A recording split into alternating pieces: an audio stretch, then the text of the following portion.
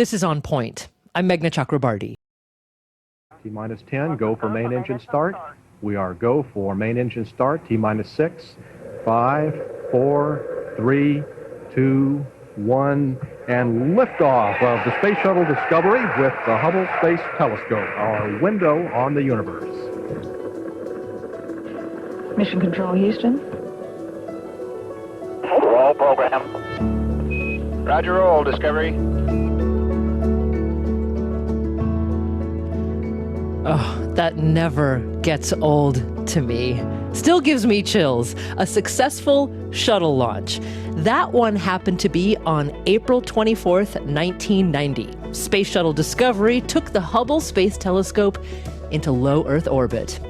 Now yes, Hubble was beset by mission-threatening faults early on. Its mirror wasn't quite right, and NASA's most expensive eyes in the sky to that date was returning fuzzy images. But they fixed it. And then the Hubble Space Telescope captured some of the most magnificent astronomical images we've ever seen. Like the Pillars of Creation, the birthplace of stars. Remember that one? Those glowing blue, green, yellow giant towers of gas and dust in the Eagle Nebula. And then there's the Hubble Deep Field.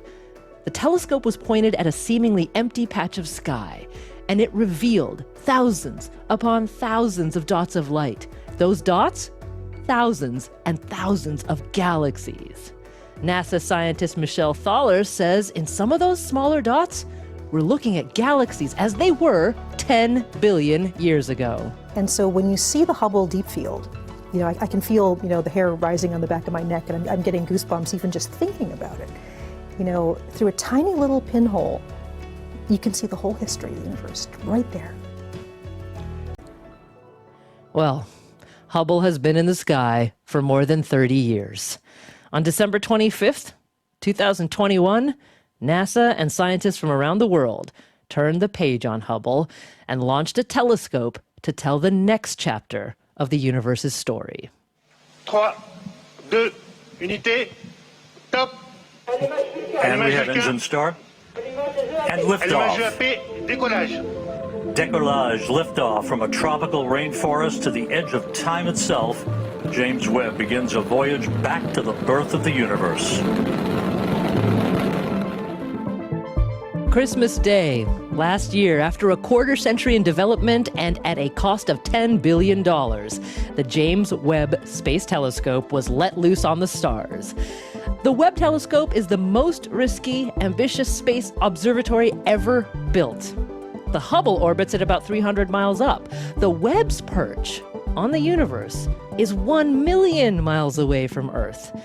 That means both that there will be no astronauts flying out there to fix the scope if it fails, and NASA Administrator Bill Nelson says it also means the Webb will be able to see deeper, farther, and more clearly than Hubble ever could. This telescope that is now going to take us back in time. It's a time machine. It's going to take us back to the very beginnings of the universe. We are going to discover incredible things that we never imagined. The James Webb Space Telescope is already outperforming expectations. NASA recently released an early calibration shot. That's the highest resolution infrared image ever taken from space. So let's learn a lot more about this marvel. I'm joined today by Marcia Ricci. She's a professor of astronomy at the University of Arizona and the principal investigator for the Near Infrared Camera, or NIRCam, on the James Webb Space Telescope. She's with us from Tucson.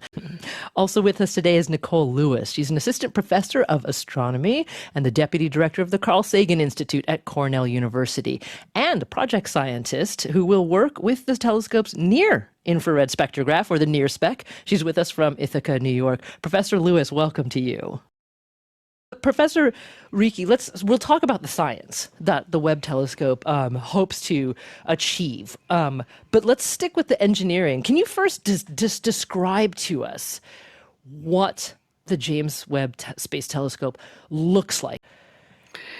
Well, it looks like a gold honeycomb suspended above a gold-colored sort of diamond shape that has 5 layers. And that diamond shape is the sun shield. And the 5 layers are there because it takes quite a bit of effort to make certain that the heat from the sun, the earth, and the moon don't make it up to the telescope. And each layer is a bit colder than the one beneath it until we get to the telescope itself, which is at about minus 400 Fahrenheit, which is pretty cold, but that's how cold it has to be for the telescope to be sensitive to infrared light and for the instruments to work well. Yeah. And then the telescope has these 18 hexagonal segments that we now have taught to work like a single smooth mirror. One of the Webb's primary missions, which is to look as far back into the history of the universe as we possibly can. Tell me more about that.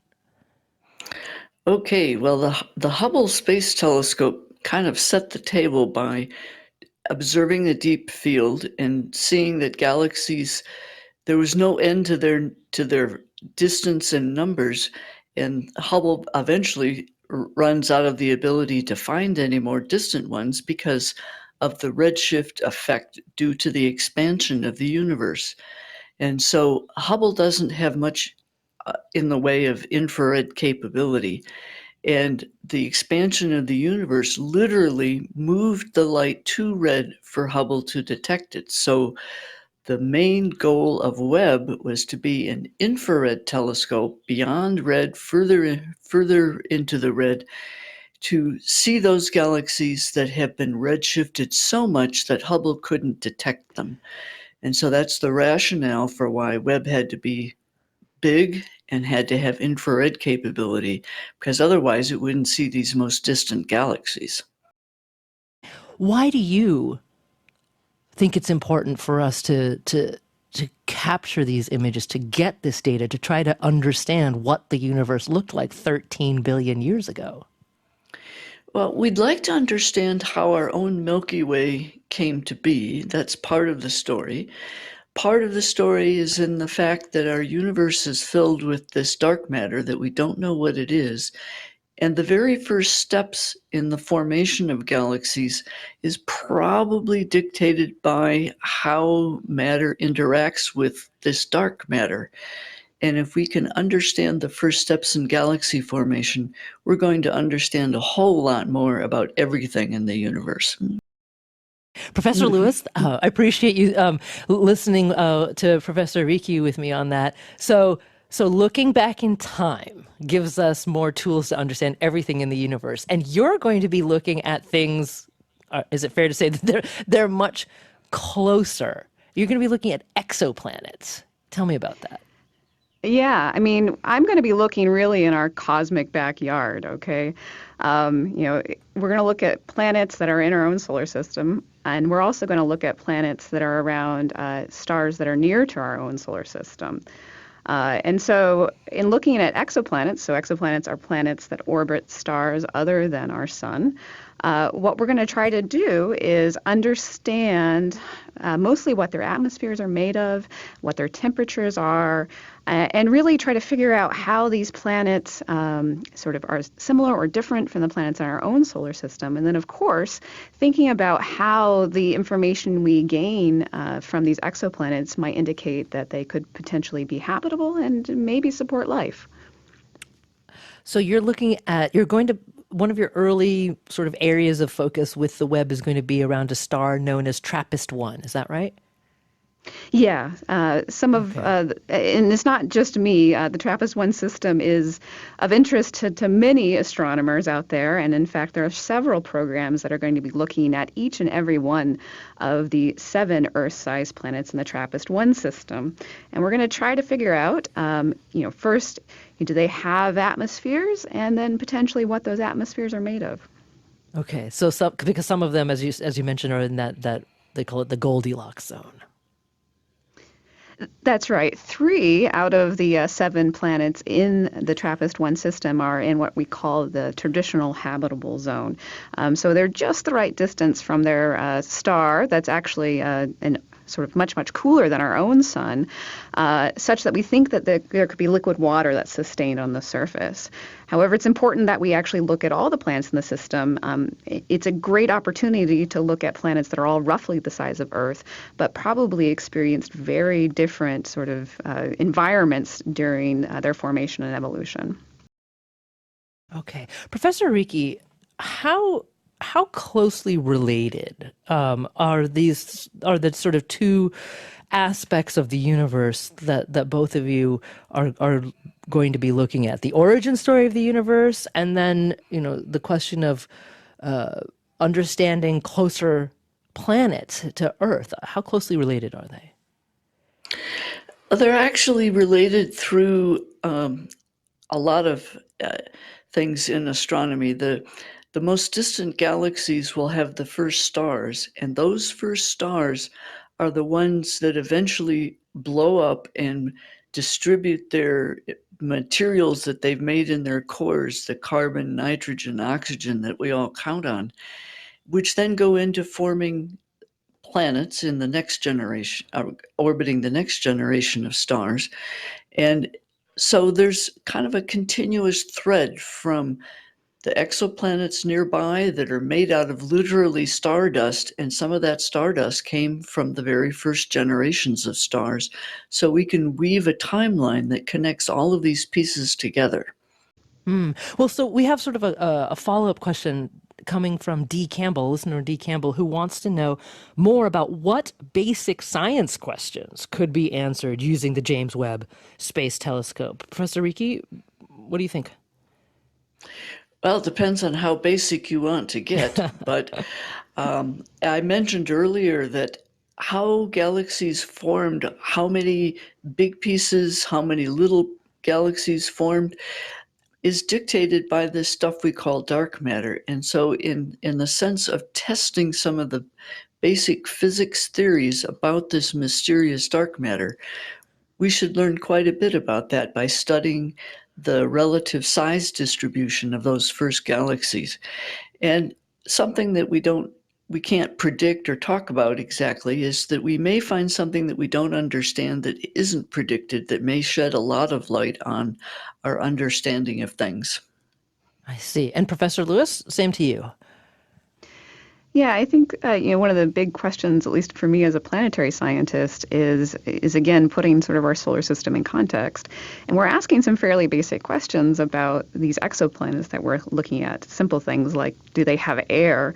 Also, just trying to understand if a lot of the what we call chemistry or the atmospheric makeups, clouds, hazes, etc., that we see throughout our solar system are prevalent in planets around other stars.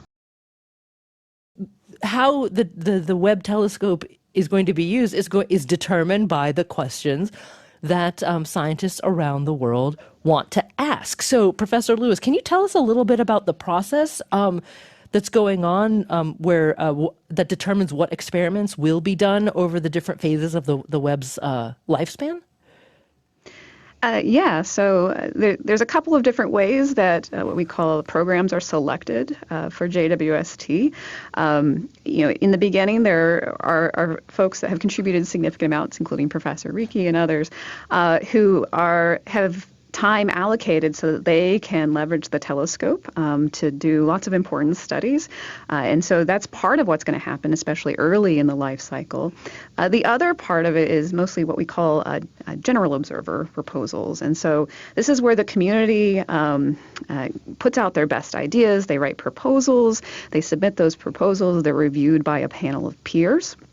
And I will note that one of the things that has carried over from the Hubble Space Telescope in this same process that's being used for JWST is that all of these proposals are reviewed using what's called a dual anonymous system, meaning we don't know the identity of the proposers when we review those proposals.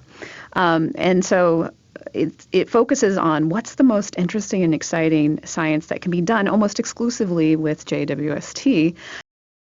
We have about just quickly 1 minute left here, and Professor Riki, let's put our next steps hats back on to understand what is going to happen next with the Webb. When do you expect to start getting data and images that are actually from experimentation? We're hoping that we'll be done with this commissioning by the middle of June. Right now, we're waiting for the mid-infrared instrument to get fully cold, and then we can finish commissioning. So I hope that we can unleash the flood of neat stuff before the end of June.